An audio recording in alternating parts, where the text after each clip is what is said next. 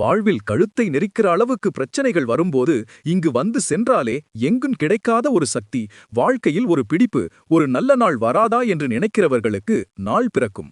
அவ்வளவு சக்தி வாய்ந்த ஒரு இடம். உங்களுக்கு இந்த சித்தரை பிடிக்கும் என்றால் ஓம் சத்குருவே சரணம் என கமெண்டில் சொல்லுங்க.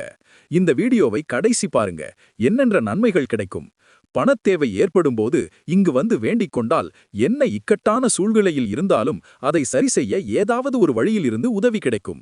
உங்கள் வாழ்வில் என்ன வேண்டுதல் வைத்தாலும் அது விரைவில் நடந்தே தீரும். போன மாதம்தான் குரு பூஜை நடந்தது. அமாவாசை அன்று சிறப்பு தீபாராதனை நடக்கும். இதில் கலந்து கொண்டால் மிகவும் சிறப்பு.